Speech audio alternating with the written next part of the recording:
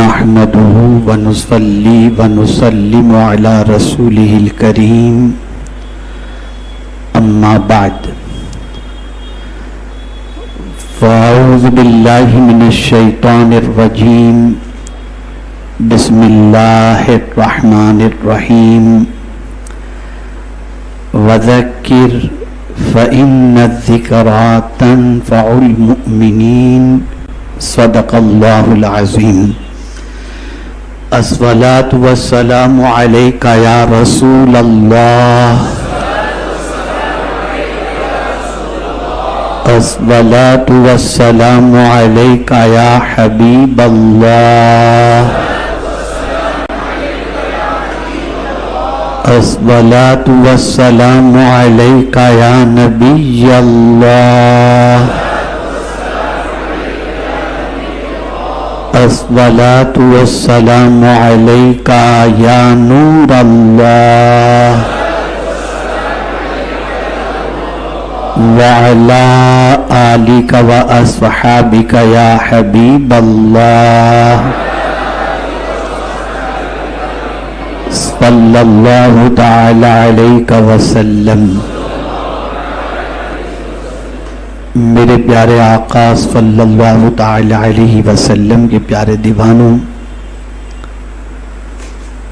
جیسے جیسے دن گزر رہے ہیں ویسے ویسے مسلمان کا تعلق دین سے، اللہ سے، اس کے رسول صلی اللہ علیہ وسلم سے اور قرآن سے، آخرت سے کمزور سے کمزور ترین ہوتا جا رہا ہے. کوئی چیز ہے جو ہمیں اللہ سے دور کر رہی ہے اور کوئی چیز ہے جو ہمیں اللہ کے رسول صلی اللہ علیہ وسلم سے بھی دور کر رہی ہے اور دین سے بھی دور کر رہی ہے. ہم نے کبھی یہ جاننے کی کوشش نہیں کی کہ آخر کیا چیز ہے، کیا وجہ ہے. بہت سارے بیانات ہو رہے ہیں، یوٹیوب پورا بھرا پڑا ہے، علماء کی محفلیں ہو رہی ہیں، جمعہ کے خطابات ہو رہے ہیں، لیکن اگر مجموعی طور پر مسلمانوں کی زندگی کا جائزہ لیا جائے تو شاید ہی تھوڑا سا فرق ہوتا ہوا دکھائی دے. ورنہ اگر میں یہ کہوں تو غلط نہ ہوگا کہ مرض بڑھتا گیا جوں جوں دوا کی. پھر کمال کی بات تو یہ ہے کہ اس نقصان کے سلسلے میں کوئی احساس بھی مسلمان کو نہیں ہے. میں اس کو ایگزامپل کے ذریعے سمجھاؤں. بہت کلوز ہمارا کوئی دوست ہو، بہت زیادہ ہمارا خیال کرنے والا کوئی ہو، بہت زیادہ ہم سے محبت کرنے والا کوئی ہو، اگر وہ ہم سے تعلق توڑ بیٹھے یا اس سے تعلق کمزور ہو جائے تو ہماری رات کی نیندیں اڑ جاتی ہیں. ہمیں کسی چیز میں مزہ نہیں آتا، نہ کھانے میں مزہ آتا ہے، نہ کسی سے بات چیت میں مزہ آتا ہے. ٹیمپریچر بالکل ہائی ہو جاتا ہے اور ہم اس کو جھڑکنے لگ جاتے ہیں. ایک عام انسان جس سے آپ محبت کرتے ہیں، جو آپ کا بھلا چاہنے والا ہے، اس سے تعلق کمزور ہو جائے تو آپ کا یہ حال ہے. قدرت سے تعلق کمزور ہو گیا، کوئی فرق نہیں پڑا. آپ کہیں میں 5 ٹائم کی نماز پڑھتا ہوں، میں نے رمضان کے روزے رکھے، میں تلاوت بھی کرتا ہوں، تو اب میں آپ سے یہ سوال پوچھتا ہوں کہ کیا اتنی ساری چیزیں آپ کے رب سے تعلق کے مضبوط ہونے کی دلیل ہے؟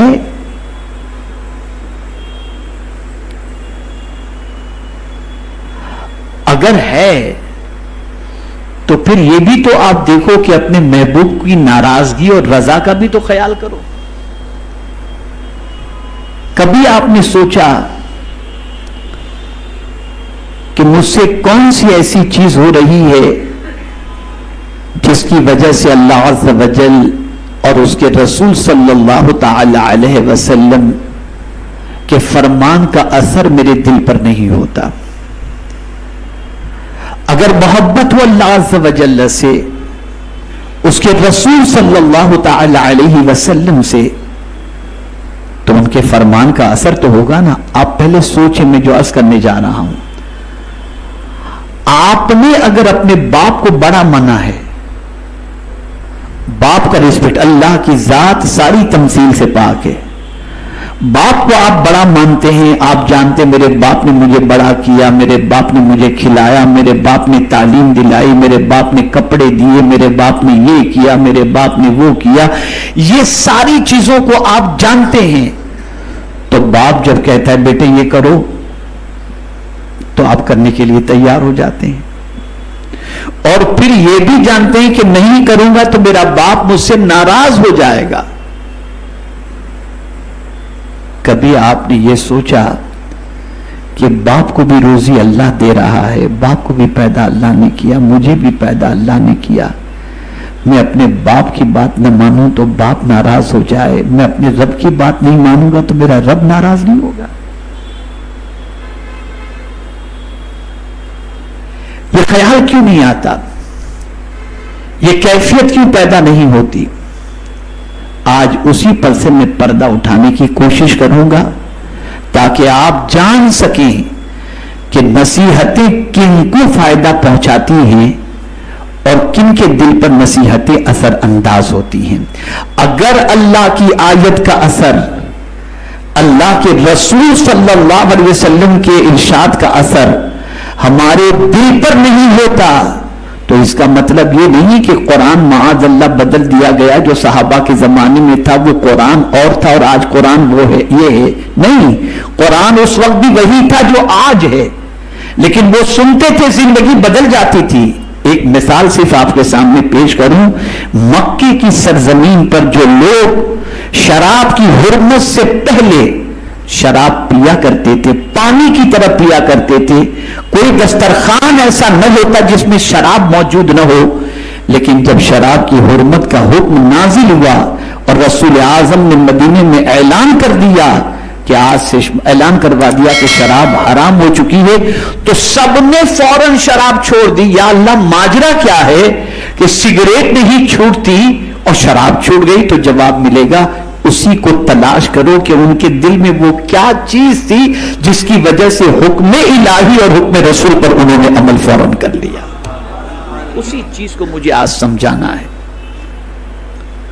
اگر یہ سمجھ گئے آپ اور اپنی اصلاح کر لی تو اللہ چاہے گا تو انشاءاللہ العظیم رب کے فرمان اور اس کے رسول صلی اللہ علیہ وسلم کے فرمان کا بھی اثر ہمارے دل پر انشاءاللہ العظیم ہوگا. میرے پیارے آقا صلی اللہ تعالی علیہ وسلم کے پیارے دیوانوں، قرآن کہتا ہے فَذَكِّرْ فَإِنَّ الذِّكْرَىٰ تَنفَعُ الْمُؤْمِنِينَ، نصیحت کیجئے اس لیے کہ اہل ایمان کو نصیحت فائدہ پہنچاتی ہے. کس کو فائدہ پہنچاتی ہے؟ بولیے، اہل ایمان کو. اب اگر میں آپ سے سوال کروں کہ آپ مومن نہیں، تو آپ کہیں گے حضرت کیسی بات کرتی ہیں، ہم تو مومن ہیں. تو جب مومن ہیں تو پھر نصیحتیں اثر کیوں نہیں کر رہی؟ کیوں اللہ کا حکم سن کر زندگی نہیں بدل رہی؟ تو اب یہاں پر میں آپ کو سمجھا دوں، ہم اصطلاح شریعت کے اعتبار سے تو مومن ہیں، لیکن قرآن مقدس میں جو مومن کے اوصاف اور حضور صلی اللہ علیہ وسلم کے ارشادات کے اندر جو مومن کی تعریف کی گئی ہے، کیا اس اعتبار کے ہم مومن ہیں؟ آئیے میں آپ کو صرف ایک آیت اور ایک حدیث کی روشنی میں پوچھنا چاہوں گا. پہلی آیت، انما المؤمنون الذين اذا ذكر الله وجلت قلوبهم، وَإِذَا تُلِيَتْ عَلَيْهِمْ آيَاتُهُ زَادَتْهُمْ ایمانا. اب یہاں مومن کی ڈیفینیشن قرآن بیان کر رہا ہے کہ مومن تو وہی ہے کہ جب اس کے سامنے اللہ ذکر کیا جائے تو اس کا وجود کانپنے لگتا ہے, اس کا دل کانپنے لگتا ہے. وجلت قلوبہم, اس کا دل کانپنے لگتا ہے. وَإِذَا تُلِيَتْ عَلَيْهِمْ آيَاتُهُ زَادَتْهُمْ ایمانا. اور جب ان کے سامنے آیات کی تلاوت کی جاتی ہے تو اس کا ایمان بڑھتا چلا جاتا ہے. یہ مومن کی ڈیفینیشن بیان کی گئی. کیا ہماری یہ کیفیت ہے؟ کیا ہمارا یہ حال ہے؟ اگر ہمارا یہ حال نہیں ہے تو ہمیں اپنے ایمان کا احتساب کر کے اپنے ایمان کو درست کرنا پڑے گا. اب سوال یہ پیدا ہوتا ہے کہ یہ ایمان کیوں ہمارے اندر نہیں ہے؟ ہم صرف شریعت کی اصطلاح کے اعتبار سے مومن ہیں, لیکن ہماری دل کی کیفیت وہ ایمان والی کیوں نہیں جیسا ایمان قرآن چاہتا ہے اور جیسا ایمان رسول اعظم صلی اللہ علیہ وسلم چاہتے ہیں؟ اس لیے کہ ایمان کا ٹھکانہ دل ہے. ایمان کا ٹھکانہ دل ہے. تو میرے پیارے آقا صلی اللہ تعالی علیہ وسلم کے پیارے دیوانوں, ایک وجہ تو آپ, ایک تعریف تو امام مومن کی آپ نے سماعت فرما لی. اب حضور صلی اللہ علیہ وسلم کے ارشاد کی روشنی میں ایک ایمان کی تعریف سماعت فرما لیں. لا یؤمن احدکم حتی اکون ہواہ تبعا لما جئت بہ. آقا کریم صلی اللہ علیہ وسلم فرماتے ہیں تم میں کا کوئی شخص اس وقت تک کامل مومن نہیں ہو سکتا جب تک کہ اپنی خواہش کو بھی میرے لائے ہوئے دین کے تابع نہ کر دے. خواہش بھی جو انگڑائیاں لیتی ہیں ان خواہش کو بھی دیکھو کہ حضور کے دین کے مطابق خواہش ہے تو اس خواہش کو پوری کرو. اگر حضور کی شریعت کے خلاف کوئی خواہش پیدا ہو رہی ہے تو اس خواہش کو جب تک کہ تم چھوڑو گے نہیں تب تک کمال ایمان اس دولت سے مالا مال نہیں ہو سکتے. اب میں آپ کو بتاؤں, یہ دل میں ایمان رہتا ہے اور جب دل خراب ہو جائے, جب دل خراب ہو جائے تو پھر اثر انداز نہ اللہ کی بات ہوتی ہے نہ اللہ کے رسول صلی اللہ علیہ وسلم کی بات ہوتی ہے. میرے پیارے آقا صلی اللہ تعالی علیہ وسلم کے پیارے دیوانوں, اسی کو اللہ عز و جل نے قرآن مقدس کے اندر ایک مقام پر فرمایا فَوَيْلٌ لِّلْقَاسِيَةِ قُلُوبُهُم مِّن ذِكْرِ اللَّهِ. اللہ عز و جل ارشاد فرماتے ہیں اللہ اکبر, ویل ہے, خرابی ہے ان سخت دلوں کے لیے جو اللہ کے ذکر سے موم نہیں ہوتے, اللہ کے ذکر کا اثر ان پر نہیں ہوتا. خرابی ہے ایسے دل کے اوپر. اگر ہمارا دل اتنا سخت ہو چکا ہے کہ اس پر اللہ کی باتوں کا اثر نہیں ہوتا, اللہ کے رسول کی باتوں کا اثر نہیں ہوتا, تو دل ہمارا سخت ہو چکا ہے. اور سخت دل ہونا, اللہ اکبر, یہ بدبختی کی علامت ہے فرمایا گیا. بدبختی کی علامت ہے. اس میں کوئی یہ کمال نہ سمجھے میں تو بہت سخت دل آدمی ہوں یار, کسی کا جنازہ پڑھاؤ تب بھی آنسو نہیں نکلتا. میاں یہ کمال کی بات نہیں ہے, یہ تباہی کا ماتم کرنے کا وقت ہے. سخت دلی اچھی چیز نہیں ہے. اگر کسی کا دل تھوڑا سا بھی سخت اس زمانے میں ہوتا کہ کوئی واقعات دیکھ کر ان پر کوئی اثر نہ ہوتا, نرمی پیدا نہ ہوتی, تو صحابہ حضور کے پاس جاتے عرض کرتے سرکار میرا دل بہت سخت ہو چکا ہے, کوئی نسخہ بتائیں جس سے میرا دل نرم پڑ جائے. اب آئیے میں آپ کو بتاؤں یہ دل سخت کیسے ہوتا ہے. میرے پیارے آقا صلی اللہ علیہ وسلم کے پیارے دیوانوں, حضرت مالک بن دینار رحمت اللہ تعالی علیہ نے فرمایا سخت سے سخت تر عذاب اس کو ہے جس کا دل سخت ہو. جس کا دل سخت ہو, سخت سے سخت عذاب اس کو ہے. اور جس پر اللہ کی سخت ناراضگی ہو, توجہ چاہوں گا, जिस पर अल्लाह की सख्त नाराजगी हो उनके दिलों से रहमत निकाल दी जाती है।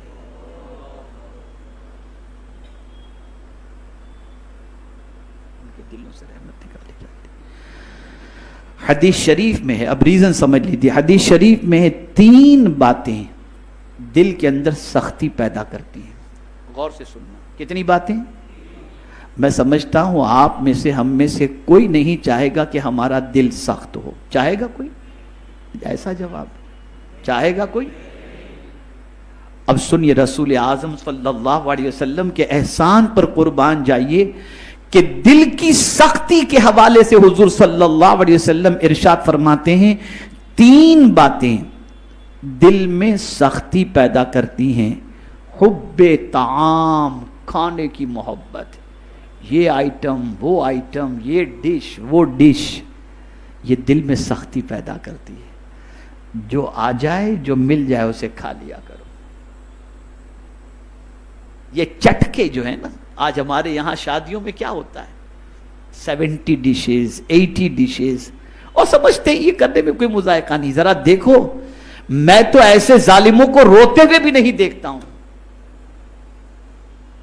उनकी आंखों में आंसू आप जल्दी नहीं देखेंगे, इल्ला माशाअल्लाह। तो ये जो हुब्बे ताम है, बहुत ज्यादा खाना, किस्म किस्म की वेराइटीज के खाने का शौक। हाँ, अच्छा खाना खाइए, कोई मुदायके की बात नहीं, बस एक लिमिट होती है। अच्छा खाना खाने के लिए कुरान ने मना नहीं किया। कुलू मिन तय्यबाति मा रज़क़नाकुम, जो कुछ हमने तुमको हलाल में से दिया उससे खाओ, लेकिन मुझे ये होगा तो ही मैं खाऊंगा, और सादा खाना पसंद नहीं आता, और फिर दबा के खाऊंगा और 7 अप का धक्का लगाऊंगा, ये चीज दिल को सख्ती पैदा, दिल में सख्ती पैदा करती। दूसरी चीज हुब्बे मनाम, बहुत सोना, जी भर के सोना, और सोने ही की फिक्र करना। अगर किसी की तबीयत ऐसी बन चुकी है कि वो सोने से बहुत ज्यादा मोहब्बत करता है, कि ज्यादा से ज्यादा सोता रहे, नींद होती रहे, उसका दिल अल्लाह अज़्ज़ा व जल्ल सख्त फरमा देता है। और तीसरी चीज, मेरे प्यारे आका सल्लल्लाहु ताला अलैहि वसल्लम के प्यारे दीवानों, हुब्बे राहत। एक तो ज्यादा सोना हुआ, और तीसरी चीज है लग्जरी लाइफ। इसको यूं समझ लीजिए, एकदम लग्जरी लाइफ।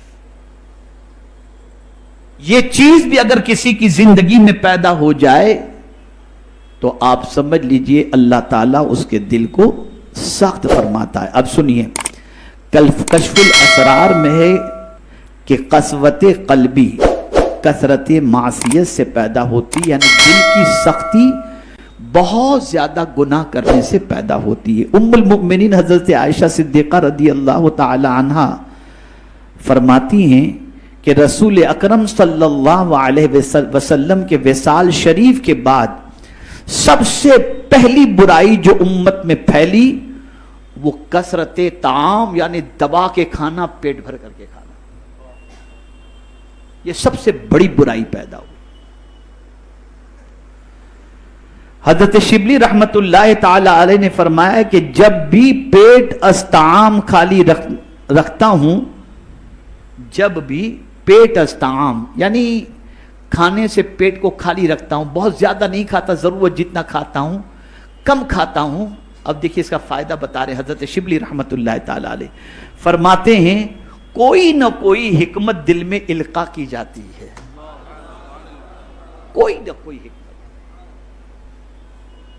जहां आपने कम खाना शुरू किया, इतना भी कम नहीं कि कमजोर हो जाएं, कि नमाज के लिए खड़ा होना मुश्किल हो, और इतना भी ज्यादा ना खा लें कि फिर नमाज में ही नींद आने लग जाए।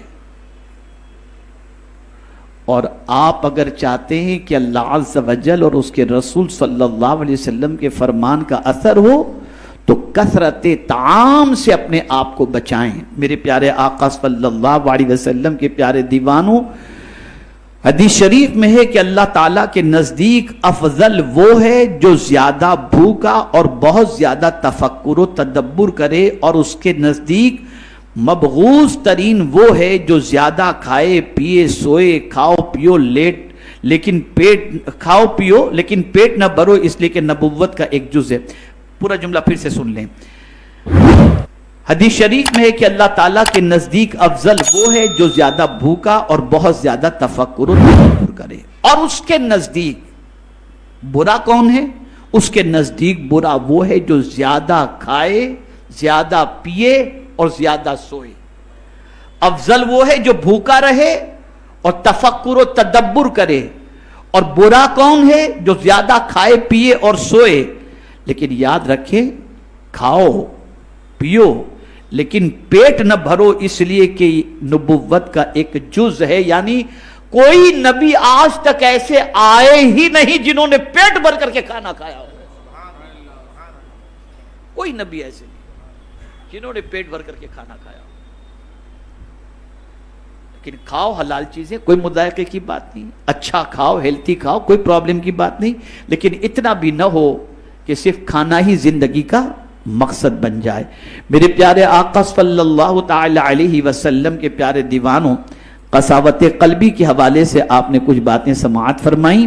اب آئیے میں آپ کو خاص طور پر ان 10 چیزوں کو آپ کی سماعتوں کے حوالے کروں. پہلے تو یہ بتا دوں کہ نصیحت قبول کون کرتا ہے. جیسا کہ فرمایا گیا فَذَكِّرْ فَإِنَّ الذِّكْرَىٰ تَنفَعُ الْمُؤْمِنِينَ، نصیحت کرو کہ نصیحت ایمان والے قبول کرتے ہیں. اسی طریقے سے ایک مقام پر فرمایا گیا وَذَكِّرْ فَإِنَّ، اللہ عز و جل نے ارشاد فرمایا کہ نصیحت کرو کہ نصیحت جو ہے وہ نفع پہنچاتی ہے. لیکن کس کو نفع پہنچاتی ہے؟ اس کو قرآن نے مینشن کیا سَيَذَّكَّرُ مَن يَخْشَىٰ، جو اللہ سے ڈرتا ہے نصیحتیں اسے نفع پہنچاتی ہیں. اور اگر نصیحتیں ہمیں اثر نہ کریں تو سمجھ لینا چاہیے کہ ہمارے دل میں اللہ کا ڈر نہیں. سمجھ لینا کہ ہمارے دل میں اللہ کا ڈر نہیں. اب آئیے بڑی پیاری نصیحت تفسیر روح البیان کے اندر بیان کی گئی. فرماتے ہیں کہ 10 چیزوں پر نصیحتیں مشتمل ہیں کہ یہ 10 چیزیں عوام کے سامنے پیش کی جائیں تاکہ سامعین کو نفع حاصل ہو. بہت غور سے سنیے گا. 10 چیزیں ایسی ہیں سننے والے کو اگر بتائی جائیں اور سننے والا اس پر غور کرے اور سوچے تو اللہ تعالیٰ اس کو اس نصیحت سے نفع پہنچاتا ہے. 10 چیزیں سن لیں. لوگوں کو اللہ کی نعمتیں یاد دلائیے تاکہ وہ اللہ عز و جل کا شکر کریں. کس نے دی زمین؟ کس نے دی آسمان؟ کس نے دولت دی؟ کس نے آنکھ دی؟ یہ ساری نعمتیں اللہ کی دی ہوئی ہیں. اور اگر چاہتے ہو کہ اللہ مزید نعمتیں عطا فرمائے تو قرآن کہتا ہے لَإِن شَكَرْتُمْ لَأَزِيدَنَّكُمْ، تم شکر کرو اللہ تمہیں زیادہ عطا فرمائے گا. اور جتنی تکلیفیں آتی ہیں، توجہ چاہوں گا یہ جملہ پوری تقریر یاد رہے یا نہ رہے لیکن اس کو یاد رکھیے گا. جتنی بھی تکلیفیں آتی ہیں وہ ساری تکلیفوں کا سب سے پہلا سبب ناشکری ہے. سب سے پہلا سبب. اس کے پاس یہ، میرے پاس یہ نہیں، وہ یہاں میں، بس یہی سب چلتا رہا. اور اس کو میں قرآن سے سمجھا دوں. اللہ فرماتے ما یفعل اللہ بعذابکم ان شکرتم، اللہ تم کو عذاب دے کر کیا کرے گا اگر تم شکر کرو. نادانو تم شکر نہیں کرتے اس لیے تم تکلیف میں گرفتار ہو. شکر کرو تو اللہ تمہیں زیادہ عطا فرمائے گا. نعمتوں کو یاد کرو. یہ ہوا بغیر پیسے کے مل رہی ہے، آکسیجن بغیر پانی مل رہا ہے. یہ نعمتیں کون دینے والا ہے؟ اللہ دینے والا ہے. اب اس کی نہ سنے تو کس کی سنے؟ یہاں علماء تشریف فرما ہے، طلباء تشریف فرما. ایک بہت حکمت کی بات بتاؤں. اللہ عز و جل نے جبرن کسی کو نہیں کہا کہ مجھے مانو. توجہ چاہوں، جبرن نہیں کہا کہ مجھے اللہ مانو. اللہ نے عقل عطا فرمائی. انسان کے پاس تو عقل ہے نا، جانور کے پاس نہیں. انسان کے پاس تو عقل ہے نا. اللہ نے عقل دے دی، عقل دے دی. کافروں کو بھی اللہ نے نہیں فرمایا کہ جبرن مجھے خدا مانو، اس نے جبر نہیں فرمایا، اس کو روزی دے رہا ہے، پانی دے رہا ہے. سورج نکلتا ہے تو تھوڑی مسلمانوں پر نکلتا ہے، سب پر نکلتا ہے کہ نہیں نکلتا؟ بارش برستی ہے تو سب فائدہ اٹھاتے ہیں، آکسیجن سے سب فائدہ اٹھاتے ہیں، مسلم اور نان مسلم، اللہ کو ماننے والے اور نہ ماننے والے. اے اللہ، جب تو اتنا سب کچھ دے رہا ہے تو اپنے آپ کو منواتا کیوں نہیں ہے جبرن؟ تو اللہ فرماتے ہیں میں نے عقل دی اور یہ ساری چیزیں عطا کی تاکہ عقل سے بندہ سوچے تو صحیح، میں اس کو نہیں مانتا پھر بھی مجھے روزی دے رہا ہے، پھر بھی مجھے آکسیجن دے رہا ہے، پھر بھی مجھے پانی دے رہا ہے. کون ہے یہ سب دینے والا؟ کون ہے؟ اب جب وہ عقل کا استعمال کرے گا تو پھر اس کا وجدان کہے گا کوئی تو ہے جو مجھے دے رہا ہے، وہی دینے والی ذات کا نام اللہ ہے. اللہ ہے. تو جبرن اللہ نے نہیں منوایا، نعمتیں دی. دیکھو ان نعمتوں کو، کون ہے یہ نعمتیں دینے والا؟ کون ہے ہوائیں چلانے والا؟ کون ہے سورج کو پیدا کرنے والا؟ تلاش کرو. جب تم دیکھو گے تو تمہیں وہی ذات نظر آئے گی جسے ہم اللہ عز و جل کہتے ہیں. تو اللہ کی نعمتوں کا شکر ادا کرو. دکھ اور تکالیف کا ثواب بتائیں تاکہ صبر کریں. اب بخاری شریف کی ایک حدیث سنا دوں تاکہ آپ سمجھیں. میرا ایک ٹاپک ہے، انشاءاللہ میں اس پر مطالعہ کر رہا ہوں. ہر دکھ میں ایک نعمت، میرا موضوع ہے. انشاءاللہ پھر کبھی میں عرض کروں گا قرآن و حدیث کی روشنی میں. ہر دکھ کے پیچھے ایک نعمت چھپی ہوئی ہے، کوئی دکھ ایسا نہیں. تو اب یہاں فرمایا گیا کہ لوگوں کو نصیحت کرو. کس طریقے سے؟ اپنے بچوں کو، گھر والوں کو، دوستوں کو، سامعین کو یہ نصیحت کرو. اللہ کی نعمتیں یاد دلاؤ. کتنی نعمتیں اللہ نے دی، زمین، آسمان، چاند، سورج، تاکہ ان کے اندر شکر کا پیدا ہو اور اس کا رابطہ اپنے رب قدیر سے مضبوط ہو جائے. دوسری چیز، دکھ اور تکالیف کا ثواب بتائیں تاکہ صبر کریں. آپ کو بتاؤں، یہ ہماری سوچ ہے کہ تکلیف اس کو آتی ہے جس سے اللہ ناراض ہوتا ہے. اور میں بخاری شریف کی حدیث پیش کر دوں. یہ حدیث تو آج تک آپ نے سنی ہوگی کہ من یرید اللہ خیرا یفقہہ فی الدین. اللہ جس بندے سے بھلائی کا ارادہ فرماتا ہے اسے دین کی سوجھ بوجھ عطا کر دیتا ہے. لیکن آج بخاری شریف کی ایک حدیث اور سنا دوں. اللہ جس بندے سے بھلائی کا ارادہ کرتا ہے اس کو مصیبت میں گرفتار کر دیتا ہے. من یرید اللہ بہ خیرا یصب منہ اور یصب منہ یصب منہ. اللہ جس بندے سے، کما قال، اللہ جس بندے سے بھلائی کا ارادہ فرماتا ہے اس کو مصیبتوں میں گرفتار کر دیتا ہے. اس لیے کہ مصیبت پر صبر کرنے کا جو اجر ہے وہ کسی عمل کا اجر ہے ہی نہیں. اور صبر کرنے والے کو انسان سلام کرے یا نہ کرے، فرشتے قیامت کے دن سلام کریں گے اور کہیں گے سلام علیکم بما صبرتم فنعم عقبی الدار. تو دکھ میں انسان مایوس ہو جاتا ہے. اسے بتاؤ کہ دکھ اور تکلیف میں صبر کرنے پر اللہ نے کتنا اجر رکھا ہے. تیسری چیز، گناہوں کی سزا اور عذاب سنائیں تاکہ گناہوں سے باز آ جائیں اور ان سے توبہ کریں. وہ لوگ جو گناہوں میں ڈوبے ہوئے ہیں ان کو بتاؤ کہ گناہوں کا عذاب کیا ہے اور گناہوں کی وجہ سے اللہ عز و جل کیا سزا عطا فرمانے والا ہے تاکہ بندہ اس سے بچنے کی کوشش کرے. اسی طریقے سے ہمارا سب سے بڑا دشمن کون ہے؟ تو قرآن کہتا ہے ان الشیطان للانسان عدو مبین، کہ بے شک شیطان انسان کا کھلا ہوا دشمن ہے.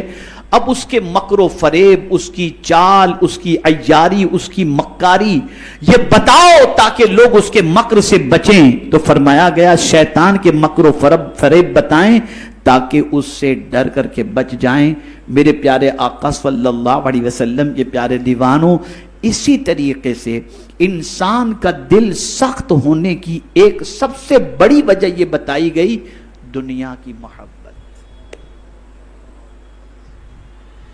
یہ جس دل میں پیدا ہو جائے وہ بہت سخت دل ہو جاتا ہے. اتنا سخت دل ہو جاتا ہے کہ پھر کسی کے قتل پر بھی آمادہ ہو جائے گا، کسی کا مال کھانے پر بھی آمادہ ہو جائے گا، اور بڑھتے بڑھتے یتیم کا بھی کھا جائے گا، مسکین کا بھی کھا جائے گا، بیوہ کا بھی کھا جائے گا، سب کا کھا جائے گا۔ یہ ہے دنیا کی محبت، ایسے انسان کا دل بہت سخت ہو جاتا ہے۔ اسی لیے حضور صلی اللہ علیہ وسلم نے صحابہ کے قلب کا جو تزکیہ فرمایا، اس میں سب سے پہلے حب دنیا کو ان کے دل سے نکالا۔ تو فرمایا گیا دنیا کی بے ثباتی اور بے وفائی سمجھائیں تاکہ اس میں دل نہ لگائیں لوگ۔ بتاؤ یہ دنیا ختم ہونے والی ہے، دنیا پرماننٹ رہنے والی نہیں، دنیا پرماننٹ رہنے والی۔ ایک سور میں ساری دنیا ختم، سب فنش ہو جائے گا۔ اب یہاں یہ جملہ یاد رکھیے گا، علماء خاص طور پر میں گزارش کروں گا توجہ کے ساتھ، اور طلبہ بھی یاد رکھیں گے تو بڑا فائدہ ہوگا، زندگی بھر اسے اپنی کتاب کے اندر نوٹ کر کے رکھیں۔ عقل مند وہ ہے جو فنا ہونے والے سے محبت کرنے کی بجائے باقی رہنے والے سے محبت کرے۔ دنیا فنا ہو جائے گی، خدا باقی رہنے والا ہے، جو باقی رہنے والا ہے اس سے محبت کرو۔ اسی لیے مومن کی تعریف اور مومن کی کیفیت قرآن نے بیان کی، وَالَّذِينَ آمَنُوا أَشَدُّ حُبًّا لِلَّهِ، جو ایمان والا ہوگا وہ اللہ سے ٹوٹ کر محبت کرے گا، بے انتہا محبت کرے گا۔ اور یہ دنیا فنا ہونے والی ہے۔ چھٹی چیز، موت کو ہر وقت یاد رکھا جائے تاکہ روانگی کی تیاری جاری رکھی جا سکے۔ میں آپ کو یہاں پر بتاؤں، ابھی ایک پروگرام میں ہم گئے تھے، ایک ساتھی نے کہا حضرت آپ کا وقت اتنے بجے کا ہے، ٹریفک بہت زیادہ ہے، ہم تھوڑے تاخیر سے پہنچیں گے، لیٹ ہو جائیں گے۔ تو مجھے ایک آیت یاد آ گئی۔ اللہ کا شکر ہے بسا اوقات کوئی نہ کوئی آیت یاد آ جاتی ہے۔ تو میں نے ان سے کہا، میں نے کہا بھائی میں تو دنیا کے بارے میں تھوڑا سا سوچا تو ٹائم پر تو مجھے کوئی چیز نظر نہیں آئی، چاہے وہ فلائٹ ہو، چاہے ٹرین ہو، چاہے آدمی ہو، تھوڑا بہت تو پلس مائنس ہو جاتا ہے۔ میں نے جب قرآن پر غور کیا تو ایک ہی چیز مجھے ٹائم پر ملی۔ قاری صاحب، ایک ہی چیز مجھے ٹائم پر نظر آئی جو 1 منٹ پہلے بھی نہیں، 1 منٹ بعد بھی نہیں۔ اذا جاء اجلهم لا يستأخرون ساعة ولا يستقدمون، جب موت آتی ہے تو نہ 1 منٹ پہلے نہ 1 منٹ بعد میں، جب اس کا وقت مقرر ہے تب وہ آ جاتی ہے۔ تو ٹائم پر ایک ہی چیز ہے، باقی کوئی چیز ٹائم پر نہیں۔ 1000 باڈی گارڈ رکھ لو، 1000 بلیٹ پروف جیکٹ پہن لو، لیکن دنیا کی واحد سچائی یہ ہے کہ موت سے کوئی بچ نہیں سکتا۔ اور یہ جملہ بھی بڑا میرا مقبول ہوا تھا کہ ہم نے بہت کچھ جمع کر کے رکھا، لیکن قدرت کا قانون یہ ہے، یا دے کے مرو یا چھوڑ کے مرو، لے جانے کچھ بھی نہیں ملے گا۔ بہت کچھ جمع کر کے رکھا ہے نا، یا دے دو مرنے سے پہلے یا چھوڑ دو۔ ہاتھ میں انگوٹھی بھی پہنے ہو تو لوگ کاٹ کے نکال لیں گے، لے کے نہیں جا سکتے کچھ بھی۔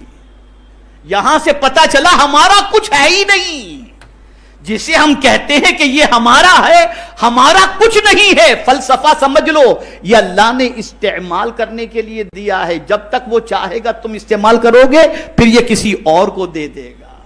اسی لیے اس کا قانون ہے، دے کے مرو یا چھوڑ کے مرو، لے جانے کچھ بھی نہیں ملے گا، کچھ بھی لے جانے نہیں ملے گا۔ اور موت کا وقت کسی کو نہیں معلوم، تو دل کی سختی کو دور کرنے اور نصیحت کو حاصل کرنے کے سلسلے میں موت کا تذکرہ لوگوں کو بتایا جائے اور موت کو ہر وقت یاد رکھنے کی تاکید کی جائے۔ اسی طریقے سے 7ویں چیز، قیامت کو زیادہ سے زیادہ یاد دلایا جائے تاکہ اس کے لیے زاد راہ جمع کیا جا سکے، لوگوں کو بتایا جائے قیامت ایک دن ہے، آخرت کا دن ہے، وہاں کیا چیز کام آئے گی اس کو بتاؤ، وہاں کی سچویشن کیا ہوگی اس کو بتاؤ، وہاں کون کس کے کام آئے گا بتاؤ۔ میری ایک کتاب خریدیے گا مکتب سے، محشر میں حضور کہاں ملیں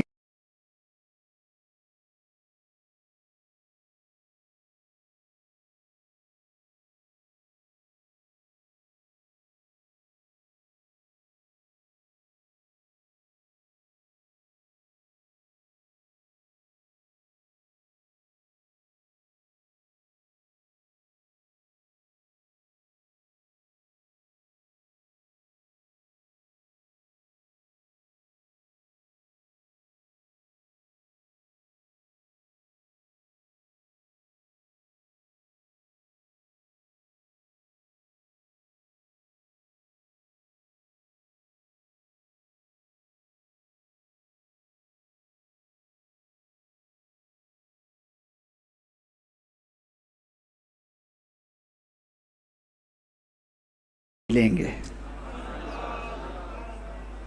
کوئی نہیں ملے گا، کسی کا پتہ نہیں، لیکن حضور کا پتہ معلوم ہے۔ حضور نے خود بتا دیا میں کہاں ملوں گا، اور کہاں ملیں گے؟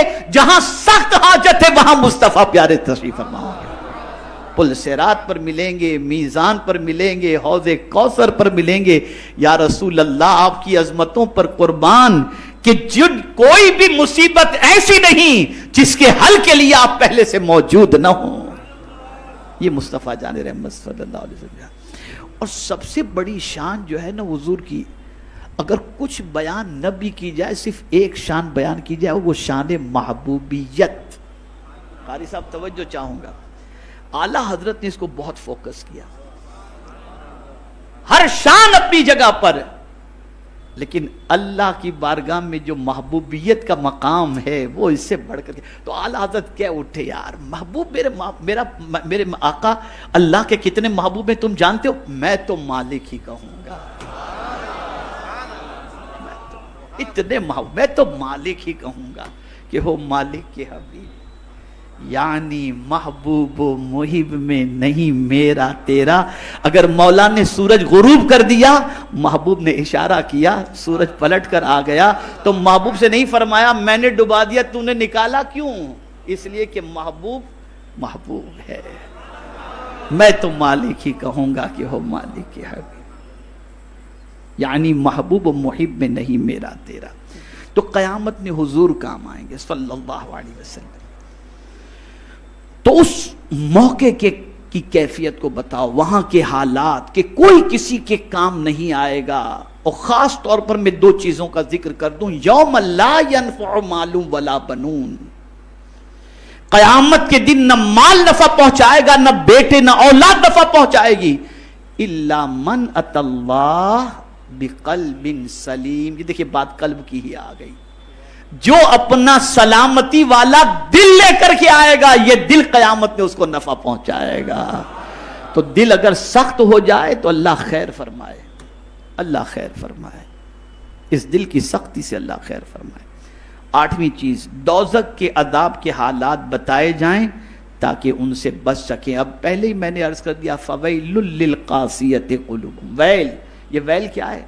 خرابی کے معنی بھی، اور ایک اعتبار سے ویل جہنم کی اس وادی کا نام ہے جس سے جہنم بھی دن میں 70 مرتبہ پناہ مانگتا ہے۔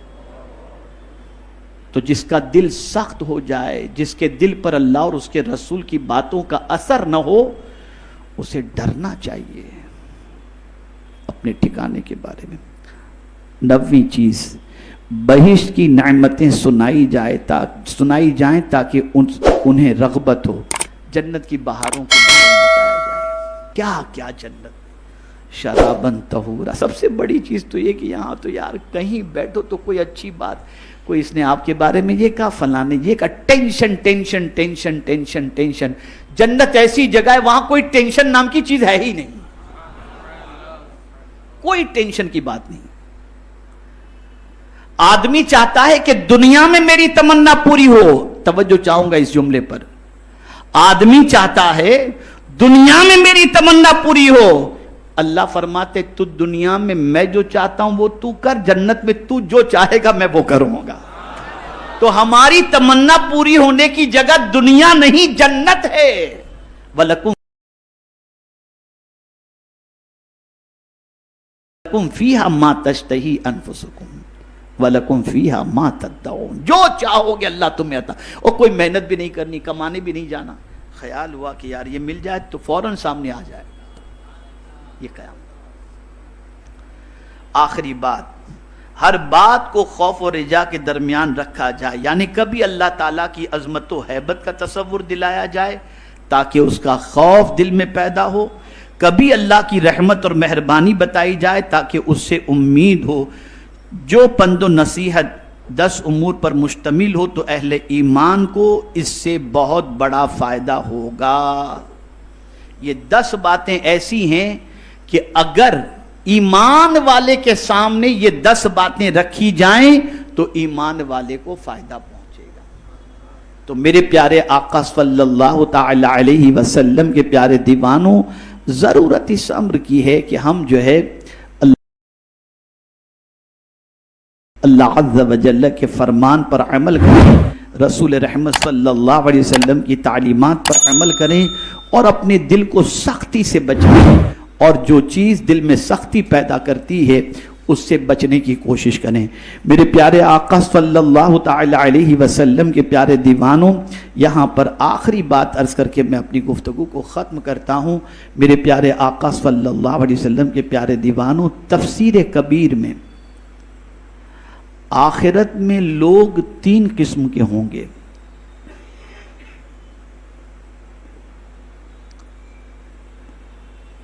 آخرت میں لوگ 3 قسم کے ہوں گے, اور یہ 3 قسم کے لوگ وہ ہوں گے جن کو قیامت کے دن اللہ عز و جل کامیابی اور کامرانی کا مزدہ جاں فضا عطا فرمائے گا. ان میں سے پہلا, جس سے اس کے متعلق یقین ہے, یعنی یقین ہے قیامت کے بارے میں کہ یقین قیامت پیدا ہوگی, قیامت قائم ہوگی. اور جو قیامت پر یقین رکھے, جیسا کہ وَبِالْآخِرَةِ هُمْ يُوقِنُونَ, یہ قرآن شریف کے طرح, جس کے دماغ کے اندر آخرت کا یقین پیدا ہو جائے. میں آپ کو مثال کے ذریعے سمجھاؤں. جب آپ کے ذہن میں یہ بات پیدا ہو جائے گی کہ مجھ سے کوئی حساب لینے والا ہے, تو آپ سنبھل کر کے چلیں گے. اور یہ تصور نکل گیا تو آپ اپنی مرضی سے زندگی گزاریں گے. تو جب کسی انسان کو یہ یقین ہو جائے کہ قیامت قائم ہونے والی ہے تو اس کے دل میں اللہ عز و جل کے فرمان کا اور اس کے رسول صلی اللہ علیہ وسلم کے فرمان کا اثر ہوگا. جیسا کہ سیذکر من یخشی, ان قریب نصیحت مانے گا جو ڈرتا ہے. اسی کی تفسیر میں یہ ہے. دوسرا وہ شخص قیامت کے قائم ہونے کا تو قائل ہے لیکن اسے مکمل یقین ہے. بڑی معذرت کے ساتھ عرض کرتا ہوں, آج کل لوگوں کا یقین بڑا کمزور ہو گیا ہے. اتنا کمزور ہو گیا ہے کہ میں آپ کو کیا بتاؤں, بہت کمزور ہو گیا, بہت کمزور ہو گیا. سوچتے کیا یار, مرنے کے بعد قبر میں جانے کے بعد پھر واپس اٹھائے جائیں گے, یہ آدمی سوچ رہا ہے. خاص طور پر دنیاوی تعلیم یافتہ, وہ دل سے تو کہتا ہے کہ ہاں قیامت قائم ہونے والی ہے, لیکن آخرت کے بارے میں یقین ڈھلمل جیسا ہے. تو فرمایا اس کے وجود کا تو قائل ہے, جانتا ہے کہ آخرت قیامت قائم ہوگی, لیکن اسے مکمل یقین نہیں, نہ نفی میں نہ اس بات میں. کبھی پازیٹیو ہوتا ہے, کبھی نیگیٹیو. سوچتا ہے ہو سکتا ہے قائم ہو, کوئی نہیں ہو سکتا یار, کیسے قائم ہوگی. یہ ساری چیزیں ہوتی. تو ایسے شخص کے حوالے سے بھی فرمایا گیا کہ اس کو برابر نصیحت کی جائے. ایک تو آخرت پر یقین رکھنے والے کو نصیحت کرو تو اس کو نصیحت نفع پہنچائے گی. ایک ایسا شخص جو تھوڑا ڈھلمل ہے, بار بار نصیحت کرو, بار بار. حضور صلی اللہ علیہ وسلم کثرت سے نصیحت فرماتے تھے.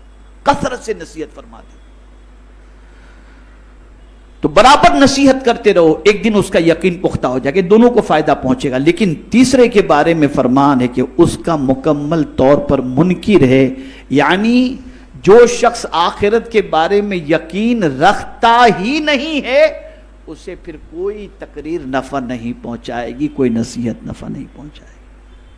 میرے پیارے آقا صلی اللہ تعالی علیہ وسلم کے پیارے دیوانوں، اپنے دل کو ایمان کی دولت سے مالا مال کریں، اور یہ جملہ یاد رکھیں کہ اگر اللہ اور اس کے رسول کے فرمان کا اثر دل پر نہیں ہوتا تو سمجھ لینا کہ ایمان بھی کمزور ہے اور ساتھ ہی ساتھ ہمارا دل بھی سخت ہو چکا ہے۔ اب اس دل کی سختی کا علاج اور ایمان کی مضبوطی کا طریقہ کیا ہے؟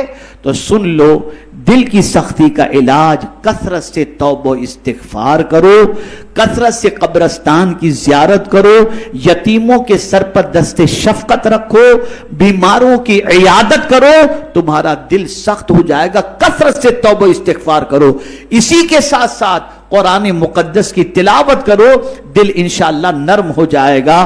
اور اسی کے ساتھ ساتھ میرے پیارے آقا صلی اللہ تعالی علیہ وسلم کے پیارے دیوانوں، ایمان کے اضافے کے لیے، ایمان کی ترقی کے لیے قرآن مقدس کی تلاوت کثرت سے کرنا چاہیے، رسول رحمت صلی اللہ تعالی علیہ وسلم کے احسانات کو یاد کرنا چاہیے، اور اسی کے ساتھ ساتھ آخرت کے بارے میں فکر رکھنی چاہیے۔ انشاءاللہ العظیم ہمارا دل نرم بھی ہوگا، اور ساتھ ہی ساتھ پروردگار جل جلالہ ہمیں ایمان کی ترقی کا درجہ، اور پروردگار ہمارے ایمان کو کمال کے درجے تک پہنچائے گا۔ اللہ تعالیٰ آقا کریم صلی اللہ علیہ وسلم کے صدق و طفیل مجھے، آپ کو، سب کو اللہ اور اس کے رسول کے ارشادات پر عمل کرنے کی توفیق نصیب فرمائے۔ دیکھیے میں پھر عرض کر دیتا ہوں، آپ برابر آتے رہیں، برابر محنت کریں اور سیکھنے کی کوشش کریں۔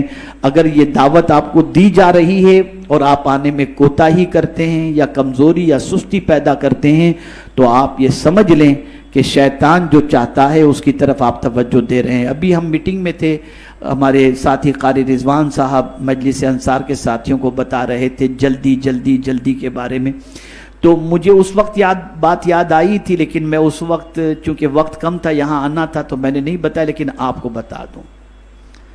قاری صاحب بتا رہے تھے کہ آپ لوگ 11 بجے آتے ہیں، ذرا جلدی آ جایا کریں۔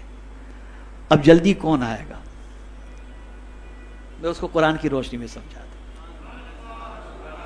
کس کی روشنی میں؟ بولیے۔ اللہ نے حضرت موسیٰ علیہ السلام سے فرمایا کہ اپنی قوم کے ساتھ کوہ طور پر آ جاؤ۔ کہاں نبی کی رفتار اور کہاں امتی کی چال، فرق تو ہوتا ہے نا۔ اب جب چلے قوم کو لے کر تو حضرت موسیٰ علیہ السلام جلدی پہنچ گئے، اور جلدی بھی تھی ان کو پہنچنے کی، وہ جلدی جانا بھی چاہتے تھے، قوم آہستہ آہستہ آ رہی تھی۔ تو اللہ نے فرمایا لما تعجلک عن قومک یا موسیٰ، اے موسیٰ تم نے آنے میں جلدی کی تمہاری قوم سے، کیا وجہ ہے؟ کہاں ہے تمہاری قوم؟ توجہ چاہوں گا، ہمارے یہاں ہوتا ہے نا، ارے پہنچیں گے جب حضرت کا بیان شروع ہوگا، تو اس سے پہلے کیا بیان نہیں ہوتا ہے؟ اس سے پہلے کیا دین نہیں سکھایا جاتا؟ اور جب بیان شروع ہوگا تب جائیں گے؟ نہیں۔ تو اللہ نے حضرت موسیٰ علیہ السلام سے فرمایا لما تعجلک عن قومک یا موسیٰ، تمہاری قوم سے جلدی تم کیوں آ گئے اے موسیٰ؟ تو حضرت موسیٰ نے کیا جواب دیا؟ قال ہم اولائی علی اثری، مولا وہ میرے پیچھے پیچھے آ رہے ہیں۔ اب تو نے پوچھا کہ جلدی کیوں کیا، تم جلدی کیوں آ گئے؟ فرماتے وَعَجِلْتُ إِلَيْكَ رَبِّي لِتَرْضَى، مولا میں نے جلدی اس لیے کی تاکہ تو راضی ہو جا، تو راضی ہو جا، اس کے لیے میں نے جلدی کی۔ مزاج دیا حضرت موسیٰ علیہ السلام نے، اللہ کی راہ میں جب نکلنا ہو تو تاخیر نہ کرو، جلدی کر لیا کرو، جلدی کیا کرو۔ یہ سب سیکھو، آپ یہ سب اپنے اندر پیدا کرو، شوق پیدا کرو دین کا۔ یار ایسی جگہ پر اجتماع ہوتا ہے جہاں رحمتوں کا نزول ہی نزول ہوتا ہے، اور یہ تو روئے زمین کی جنت ہے، مسجد روئے زمین کی جنت ہے۔ تو ٹائم پر بیفور ٹائم آ جایا کریں تاکہ ہم کچھ باتیں آپ کی سماعتوں کے حوالے کر سکیں، آئیں بھی اور لائیں بھی۔ اب تھوڑا سا مزاج اور ماحول بنائے، اللہ تعالیٰ مجھے آپ کو سب کو توفیق نصیب فرمائے۔ وما علینا الا البلاغ المبین۔ السلام علیکم ورحمۃ اللہ تعالی وبرکاتہ۔